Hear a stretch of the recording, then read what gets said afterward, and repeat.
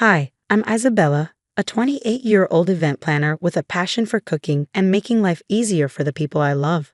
Right now, I'm standing in my kitchen, surrounded by what looks like a cooking tornado, pots, pans, and Tupperware scattered everywhere. My hair's in a messy bun, and there's flour smeared on my cheek. Why?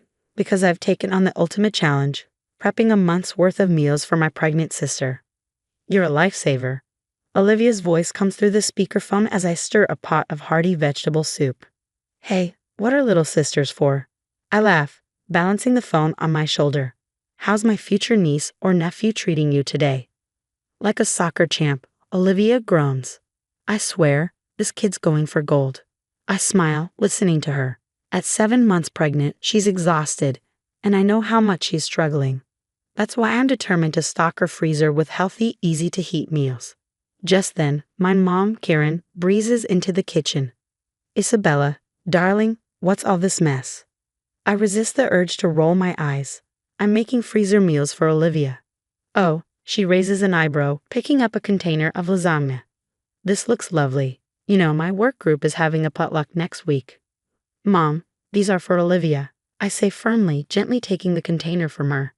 She purses her lips but shrugs it off. Well, I'm sure you could make extra. You know how important these work events are to me. As she sachets out, I share a knowing look with Olivia on the phone. We both know Mom's work events are just an excuse to show off and seek praise. Don't let her get to you, Olivia says softly. I won't, I promise, turning back to my cooking marathon. The weekend flies by in a blur of chopping, sautéing, and packaging. By Sunday evening, my chest freezer is packed with colorful meals, creamy chicken casseroles, veggie-packed quiches, hearty soups, and even some healthy desserts. Exhausted but proud, I collapse onto the couch and send a quick text to my boyfriend, Mark. Operation feed Olivia. Mission accomplished. His reply comes instantly. You're amazing, babe. Olivia's lucky to have you. I smile, feeling a warm glow of satisfaction. Sure, I'm tired, and my kitchen looks like a war zone, but knowing I've made my sister's life a little easier, totally worth it. As I drift off to sleep, I can't wait to see Olivia's face when I surprise her with all the food. The next day, after a busy day of event planning, I trudge up the stairs to my apartment, aching and eager to check on my packed freezer. I fumble with my keys, push open the door, and head straight for the kitchen. Time for a victory dance with My voice trails off as I stare at the open, empty chest freezer. What the hell? I blink, thinking I must be hallucinating from exhaustion. But no, the freezer is empty. Panic rises in my chest as I grab my phone and call my mom. Mom, quick question. You haven't been in my apartment today, have you? Oh, Isabella. Perfect timing. I was just about to call you. Your cooking was a huge hit at the bake sale. My stomach drops. Bake sale? What bake sale?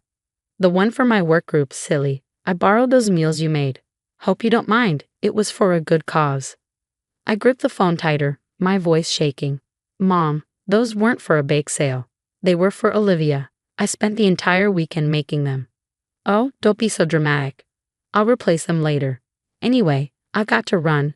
Diane's giving me the eye about the copier again. Bye, sweetie. The line goes dead. I stand there, shock turning to anger. My phone buzzes with a text from Mark.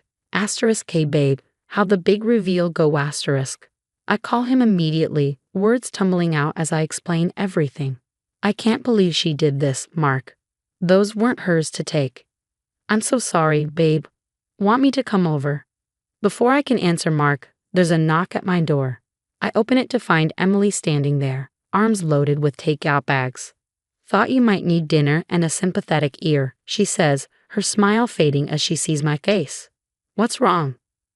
I wave her in, and as we settle on the couch, I fill her in on Mom's latest stunt. Emily's eyes widen. She did not, she gasps. God, I'm so sorry. This is low, even for her. Remember when she accidentally wore white to Olivia's wedding? Or when she told my high school boyfriend I had a contagious rash so he'd break up with me before prom? I say, stabbing at my low mien. Emily nods, grim. And don't forget when she misplaced Olivia's college acceptance letters because she didn't want her moving away. I sigh heavily. I just don't get it. Why is she like this? Before Emily can respond, my phone rings. It's Trevor, Olivia's husband. His voice is tense. Olivia's in tears. Your mom just called, bragging about some bake sale. Trev, I'm so sorry, I start, but he cuts me off. Hey, this isn't on you.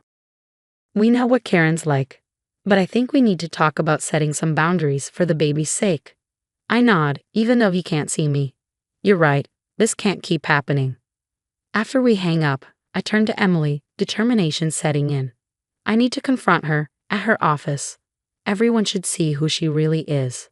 Emily raises an eyebrow. Are you sure? That's pretty intense. I'm done letting her get away with this stuff, I say firmly. It's time someone stood up to Karen Sullivan.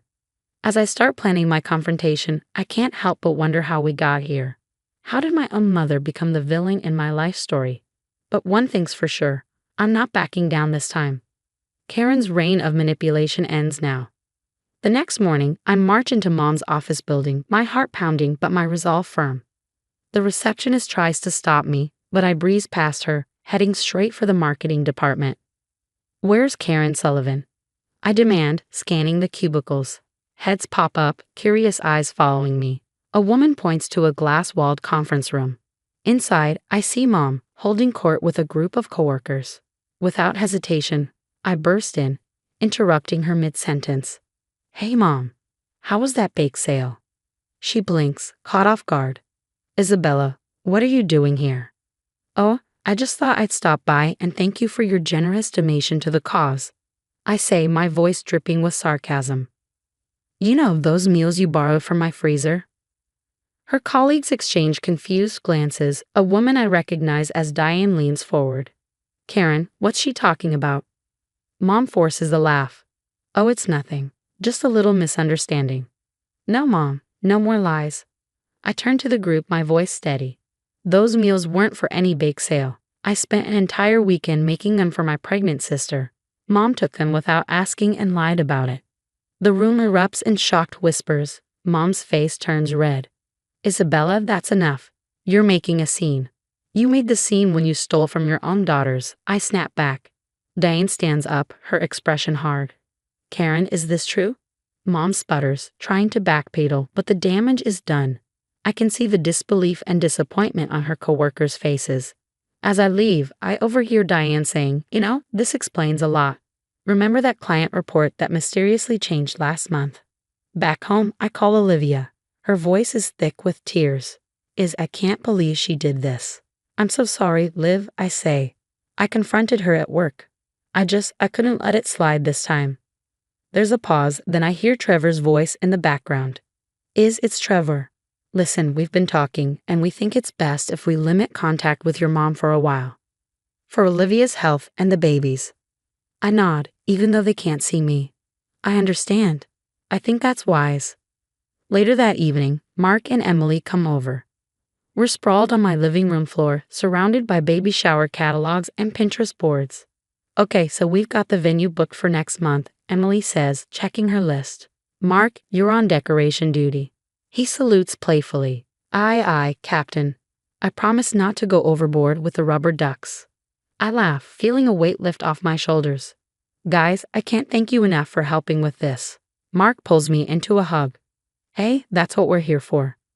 Olivia deserves an amazing shower, and we're going to make it happen. As we continue planning, my phone buzzes with a text from an unknown number.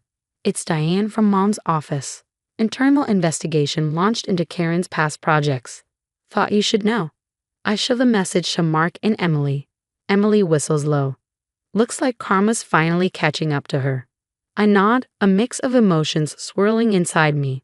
Part of me feels guilty for setting this in motion, but a stronger part of me feels relieved. Like maybe, finally, Mom will face the consequences of her actions. You did the right thing, Mark says softly, squeezing my hand.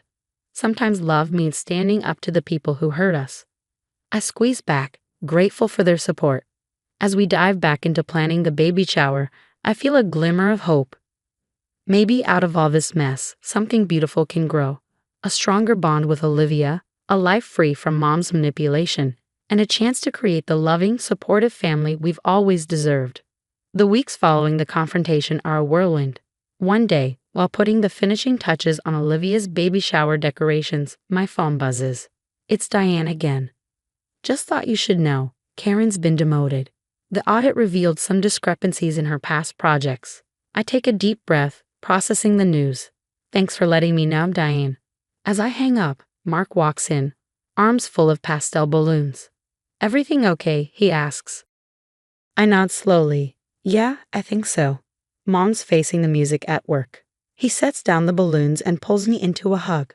How do you feel about that? Honestly, relieved, a little sad, but mostly free. The day of the baby shower arrives and the venue looks magical. Soft fairy lights twinkle and delicate flower arrangements adorn every table. When Olivia walks in, her eyes widen in surprise. Oh my God, this is incredible. I guide her to the seat of honor, grinning. Just wait till you see what's next. As the party progresses, filled with laughter and games, I slip away to the kitchen. With Emily's help, I wheel out a cart laden with carefully prepared frozen meals.